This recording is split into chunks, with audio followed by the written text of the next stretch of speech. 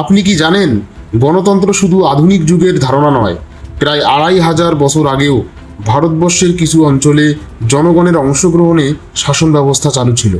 তাহলে আজকের বিশ্বের বৃহত্তম গণতন্ত্র ভারতের গণতন্ত্র কিভাবে গড়ে উঠল, চলুন মাত্র কয়েক মিনিটে জেনে নিই।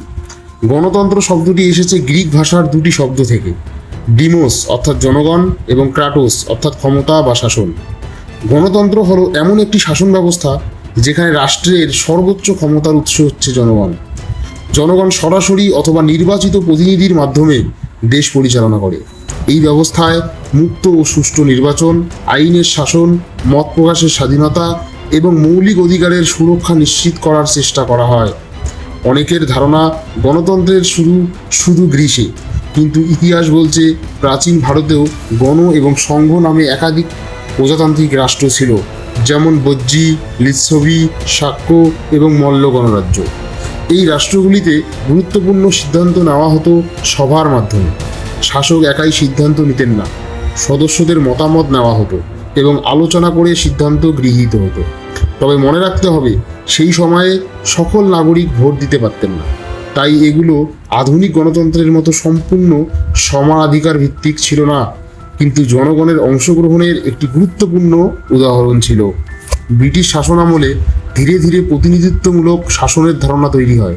1909 সালের মর্লে মিন্টো সংস্কার, 1919 সালের মন্টেগু চেমসফোর্ড সংস্কার এবং 1935 সালের ভারত শাসন আইন ভারতীয়দের প্রশাসনে অংশগ্রহণের সুযোগ কিছুটা বাড়ায়। এরপর স্বাধীনতা আন্দোলনের মাধ্যমে ভারতবাসী শুধু স্বাধীনতাই নয়, একটি গণতান্ত্রিক রাষ্ট্র প্রতিষ্ঠার স্বপ্ন দেখেছিল। 26 নভেম্বর 1949 সালে ভারতের সংবিধান গৃহীত হয় এবং 26 জানুয়ারি 1950 সালে কার্যকর হয়।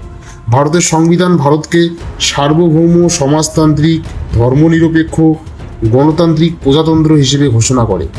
1951 থেকে 52 সালে অনুষ্ঠিত হয় স্বাধীন ভারতের প্রথম সাধারণ নির্বাচন।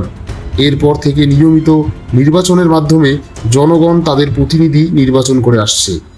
আজ ভারতের নির্বাচন পরিচালনা করে নির্বাচন কমিশন, যা অবাধ ও সুষ্ঠু নির্বাচন নিশ্চিত করার জন্য সাংবিধানিক প্রতিষ্ঠান হিসেবে কাজ করে। আজ ভারত বিশ্বের বৃহত্তম গণতন্ত্র। এখানে কোটি কোটি মানুষ ভোট দিয়ে নিজেদের প্রতিনিধি নির্বাচন করেন। তবে গণতন্ত্র শুধু ভোট দেওয়ার মধ্যেই সীমাবদ্ধ নয়। নাগরিকের অধিকার রক্ষা, আইনের শাসন মেনে চলা, ভিন্ন মতকে সম্মান করা এবং দেশের উন্নয়নে সক্রিয় অংশগ্রহণ, এসবই একটি শক্তিশালী গণতন্ত্রের ভিত্তি। যদি ভিডিওটি ভালো লেগে থাকে তাহলে লাইক করুন, শেয়ার করুন। এমন আরও তথ্যভিত্তিক ভিডিওর জন্য চ্যানেলটি সাবস্ক্রাইব করতে ভুলবেন না। ধন্যবাদ।